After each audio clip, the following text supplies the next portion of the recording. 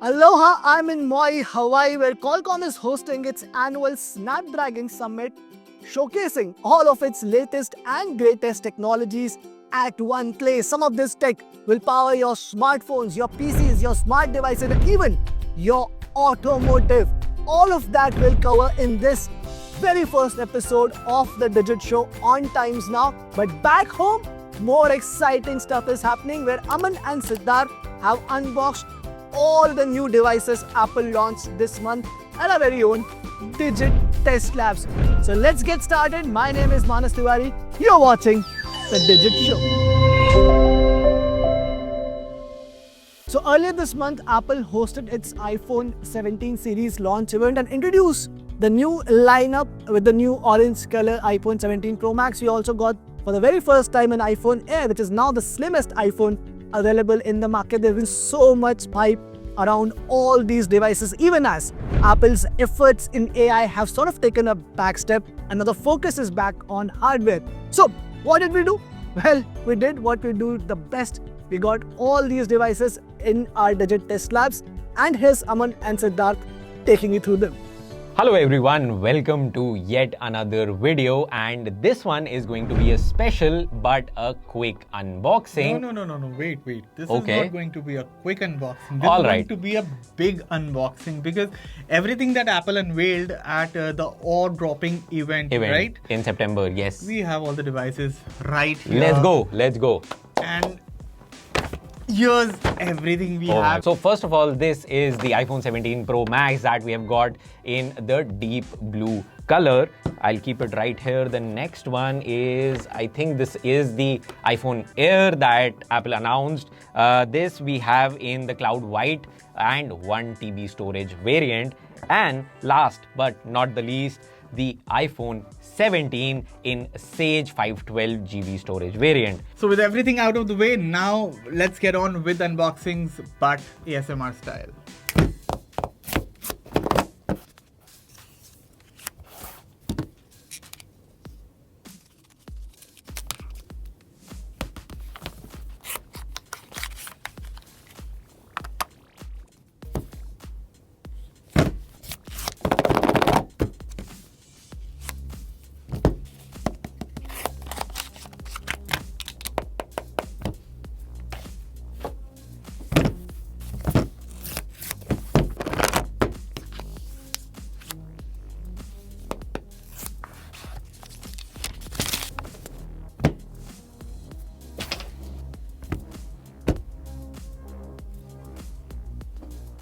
So Siddharth, which iPhone do we start with first? I think we should start with the iPhone 17.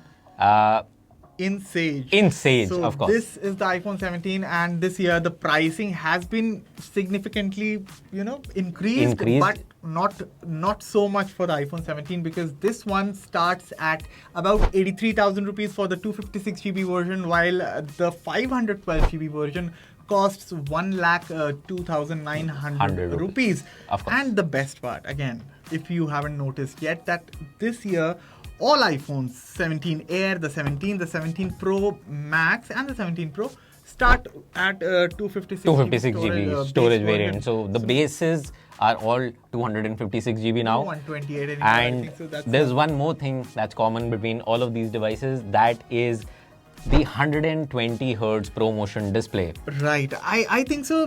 This year, the standard iPhone has truly made it. This is the standard iPhone that, should have been with the 11, or 11, the of 12 course, or the of 13. course. But I think so the 17 has totally, hit it out of the park with a 120 Hz display. The cameras are on Of par course. with the rest of the lineup, Rest of the 48 lineup, of megapixel course. fusion cameras. Then you have the always-on display. The bezels are the same. The display, for that matter, if I can come back. Yes, of course. The display is, From- if I'm not wrong, it's same across the board. 3000 nits peak brightness on the It Pro is. Max, on the Air, and the 17. But the size of the iPhone 17 this year, this has increased. The display size has gone from 6.1 to 6.3, but it doesn't look like 6.3 at all. But you start noticing the difference when you look at the bezels, and I'll quickly show you if I can. I have the iPhone 16 with me right here. Nice. And I don't know if the You can camera see is the- able to see the if There's if a the camera small, is able to do a justice. yeah, there's a small bit of difference in terms of the height. You're almost the same height, but the display is bigger. Also not. The bezels are slimmer. You get the always-on display, 120 Hz refresh rate. Newer cameras, base storage has been increased. The prices is still, not. Of course. It hasn't jumped significantly. Significantly. Because if we talk about the prices, then we have to come to the other iPhones of the lot. Yes, And yes. let's start with the iPhone Air. iPhone Air. Oh my God. This one is an interesting one. That's this one, true. First of all, let's give the price before Siddharth can give his 2 cents on this. So this one starts at 1,19,900 rupees, and man, this is very slim. I mean, this is air in your hand. This is the Apple, this is the biggest experiment that the company has done. And this one replaces the Plus. By the way, there was variant. 16 Plus. If there would have been a 17 plus, but this one, the iPhone Air, replaces that. A lot of the people are, calling it the other half of the, rumored iPhone foldable that's supposed to come out in the next 2 years. But this is just like next level in terms of what Apple has been able to do with the thinness of the phone. And this is the how much is the weight and the size for this? This is just 5.6 millimeters. 5.6 millimeters. Weighing in at 165 grams. So this is the thinnest iPhone by far. Thinnest iPhone yet. Like, period. Oh my God. But, what do we get for all this money? Like, apart from the thinness, like I've seen the design, it looks good. But yes. So we get a 6.5-inch display with 120 Hz ProMotion. We also get the new selfie cameras, the center stage selfie cameras with it. And we have a battery pack with it. Why do you need a battery pack? I mean, so if you look at it closely, this is the same battery size that's in the Air. Oh, it's like that? Yes. So this one is 3,149 mAh and the battery inside this one is 3,149 mAh. Is it? Is it? Oh. It is.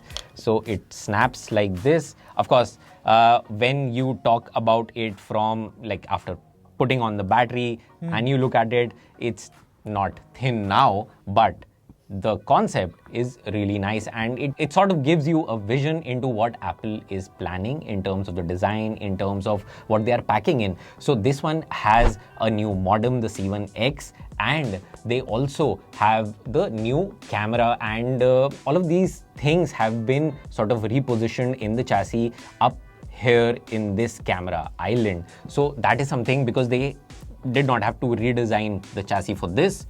But that is where they saved the cost with the 17, you know. Of course. Like, if people would say that this one looks like the iPhone 16, I think so. This is a brilliant move. They saved all the money over here, you know. Maybe, you know, going with the same design, but then this one is priced at 83,000 rupees. 83,000. It's only a 3,000 rupees jump over the 16, but with double the storage and all the upgrades that we talked about. But this one starts at 1,20,000 rupees. Lot of money. I understand, Siddharth, this is thin. You also get the Pro A19 Pro chipset in it. Yes, you get all the upgrades, right? A19 Pro chip, Apple Intelligence, the selfie camera, and the thin design. But the compromises are, if I'm not wrong, the single camera. This is the single camera, and no ultra wide. And the battery. But then you said you have the battery pack. And with the battery pack, you may, you know, rival the battery life of the Pro Max, right? Could be, yes. But we will be testing it out, of course. But why would I want to rival the battery of the Pro Max if I can directly have the Pro Max? Why will I have two devices? So, yes, of course. This is the best of the best, right? This is the iPhone 17 Pro Max. So this one is for the folks who are the adventurous ones, if I may say, who want to try out the newest thing in the lot, the design marvel of Apple. But if you want everything, you know, in a phone, this is it. Definitely, it's a big one. It's thick. But you get the biggest battery inside this. You get the best cameras, 3 cameras, 48 megapixel this time around, 48 megapixel across the board. The telephoto sensor has also been upgraded. It's a new 4x optical zoom camera. And the display has been the brightest on the Pro Max for years. Yes. It's the same story this year as well. You get the same 18 megapixel camera on the front, A19 Pro chipset, loads of RAM, and iOS 26 on board. But of course, there's a price to pay for this, and you're paying. Where does it start at? It starts at 1,49,900. Yes, 1,40,000. 1.5 lakhs. Yeah, 1.5 lakhs for the base level 256 GB, and then we have 169,900 for the 512, and then we have the 189,900 for the 1 TB. But this and time, the 2 TB variant, it has crossed the 2 lakh barrier. 2.3 lakhs. 2.3 lakhs, 229,900 to be exact, and 2.3 lakhs for a phone. I don't know. Plus the battery. So you mentioned the battery. This iPhone, the 17 Pro Max, has crossed the 5,000 mAh barrier. So this has 5,000 mAh plus battery. So you will be able to get, as Apple claims, of course we will be testing in detail the battery life, but this is the single biggest upgrade that you should care about. Everybody. But of course, this is the biggest upgrade, but we can't end this video without talking about the new design over here. So one thing which the iPhone 17 did not get is the design upgrade. The 17 Pro and the Pro Max, and even this is also a new design. So the 17 Pro Max, you see this two-tone design. I think so this looks gorgeous. There's an orange color as well. I think so that's about it for this video. This was your first look at the brand new iPhone Air, iPhone 17, if I can hold like that, 17 and the Pro iPhone Max. 17 Pro Max. Thank you for watching. Moving from the world of iPhones to the world of Android, Qualcomm has showcased its A19 Pro rival, which is the Snapdragon 8 Elite Gen 5, its new chip, which is soon going to make its way to a lot of flagship Android phones. Now, while this chipset is still not available in the market, I got a chance to experience it on one of the reference devices inside a closed room briefing. And of course, I ran a bunch of benchmark scores on this chipset to see where it stands against competition. Some of these numbers on AnTuTu Geekbench were really impressive. It outscored all the rival chipsets in the market. As per Qualcomm, this is its most powerful, reliable and efficient chipset, which means not only you're going to get more power, but you're also going to save more battery. There are supposed to be 20% gains in CPU and 17% improved GPU performance over the previous generation chipset. And not just that, you're obviously going to get some improvements in NPU performance as well, which means your AI tasks are now going to be faster and better. So apart from its mobile chip, Qualcomm has also introduced its next generation of computing chip, the Snapdragon X2 Elite Extreme, which will power the next generation of Windows laptops and rival directly against Apple's M4 chip. Obviously, Qualcomm claims that this is the most powerful computing chip out there. It also has 80 TOPS NPU now, which means a lot of your AI tasks will now happen faster on your laptops, on your PCs. So to talk about the new Snapdragon X2 Elite platform, I have with me Kedar from Qualcomm. Kedar, first of all, how are you doing? Doing fantastic. How are you doing? Brilliantly well. We'll talk about AI, a lot of other stuff around these chipsets, but first of all, I want to touch upon gaming because that was one very important part of your keynote today. So how are things shaping up on that end for Qualcomm? Look, we're obviously gaming is a category that I think excites almost everybody. Yeah. Everybody wants to play games, and for Qualcomm, we've been in this industry for a long time. With phones, as you know, the whole industry has been very prominent with respect to gaming. So we've had gaming partnerships, we've had partnerships with like all the engine guys and everybody. So I think it was very good for us to be able to take all of the work that we've done in phones and then bring it to PCs. As you know, we announced a huge upgrade in our graphics capabilities going from the first generation of the X Elite all the way to the second generation. We announced more than 2x graphics performance. In addition to that, I think we're maniacally focused on getting a lot of the AAA titles optimized. One of the things that was lingering on was support for easy anti-cheat. And I think you heard with the Epic's announcement of support for easy anti-cheat, that was huge progress for us. Beyond that, I think, we're pretty excited. Fortnite is coming to Snapdragon. We have a bunch of games. I talked about Alien Rogue Inversion today from Survios and stuff. So overall, I think the progress we're making on gaming is just awesome. So we're excited about what consumers can do with these devices. Now you spoke about the performance gains and the GPU gains. Of course, there's now an 80 tops NPU on this chip, and what we are looking at is a lot of raw performance, right? So what I wanted to understand is the first generation of Snapdragon X platform which came out, and some of the laptops that had come out with it in the market were among the most battery efficient laptops, right? So what do we expect from this generation of chip? I think with the first generation, we focused on three big things, right? We focused on performance, we focused on battery life, and we focused on AI. Yeah. I think you heard earlier today when we launched the X2 Elite and the X2 Elite Extreme, we've again raised the bar with respect to performance as well as battery life. I mean, depending on which SKU you look at, we talked about the third gen Orion CPU, talking gains as high as 30 to 50%. And talking about performance per watt and impacts of close to about 60%. So that's huge when you think of generation to generation. I don't think this is pretty much unprecedented. So I think overall you see us stay focused on that. So we'll focus on the same performance metric, we'll focus on battery life, and obviously we up the NPU dramatically, going from 45 tops to 80 tops, because we see the market moving towards agentic and we see the need for more tops.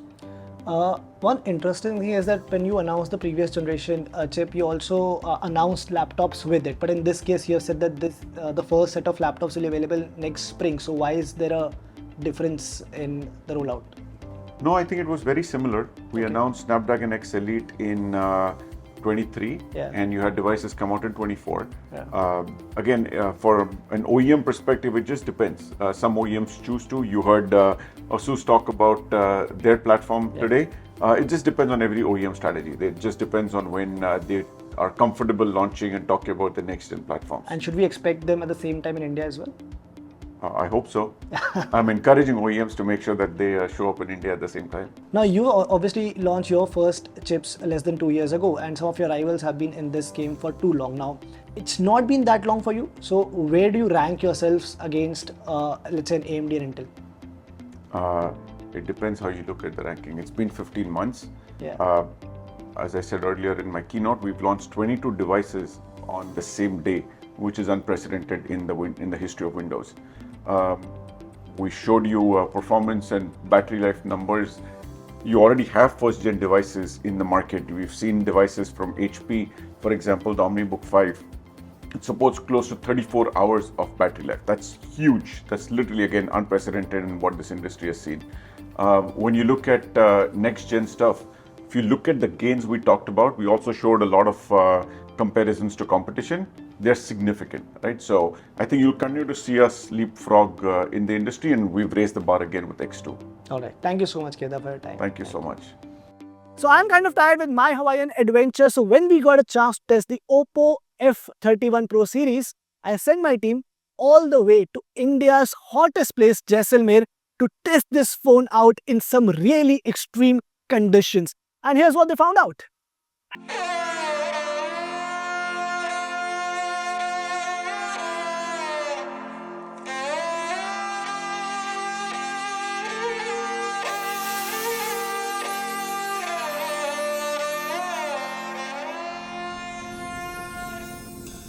When you hear about durability, performance, and smoothness, every smartphone brand makes big promises. But Oppo invited us to put those promises to test in one of India's hottest places, the deserts of Jaisalmer. Over 2 days, we pushed the new F31 Pro Plus and the F31 Pro into blazing heat, sand, and water to see if they could live up to the claim of performing smoothly in these arid conditions. Let's start with design. Oppo's F31 Pro Plus comes in gemstone blue, Himalayan white, and festive pink, while the Pro comes in desert gold and space grey colors. The desert gold variant is rather fitting for this location. But the design story isn't just about looks.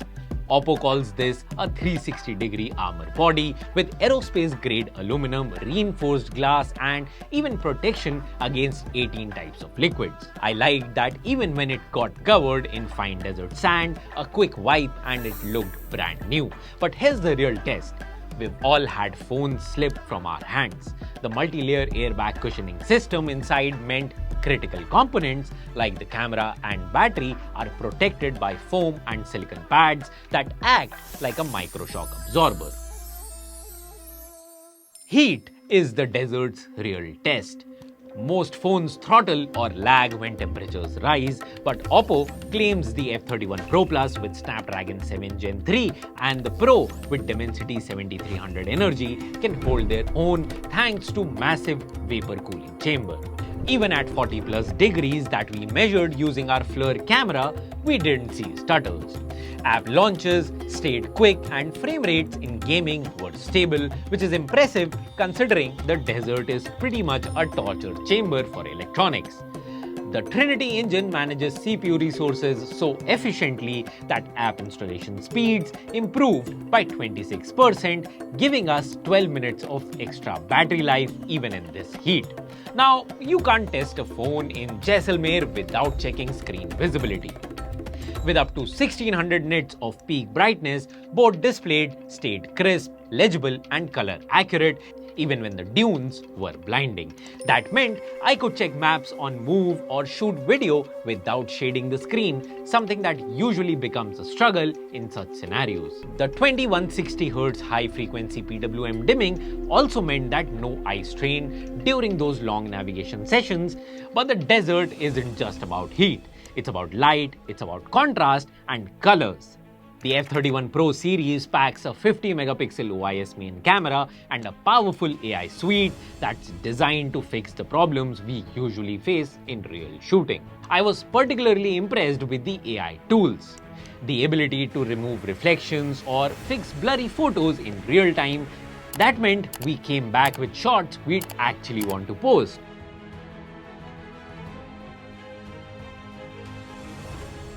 The AI Clarity Enhancer rescued photos taken at 10x zoom and AI Unblur brought back details in shots that would normally be unusable. When brands talk about IP ratings, we usually roll our eyes, but OPPO didn't stop at IP68. The F31 series goes up to IP69, meaning it can withstand high-pressure water jets, dust storms, and even immersion in water. In plain words, whether it's rain, sweat, or just a spilled chai, you wouldn't be running for a tissue in panic.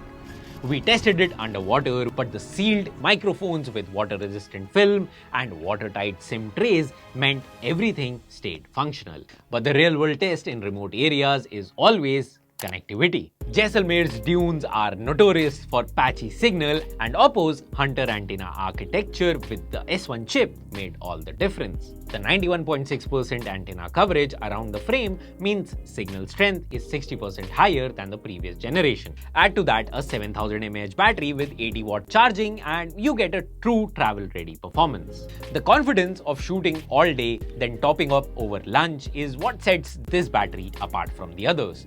That's 2 days of use even in extreme heat. The bionic repair technology means this battery will maintain its performance for the next 5 years. So after 2 days in India's hottest place, here's the verdict. The F31 Pro Plus and the F31 Pro are not just stylish mid-rangers. They are built tough, they stay smooth in heat, they handle dust and water like pros, and they pack batteries that don't just quit. Jaisalmer wasn't a holiday, it was a test, and the F31 series passed it with flying colors, proving it's built to handle that challenge. The 72-month smoothness protection means these phones are built to last, not just survive. And that's exactly what you need, phones that don't just work, but work consistently year after year. So that was me, Siddharth, and thank you for watching.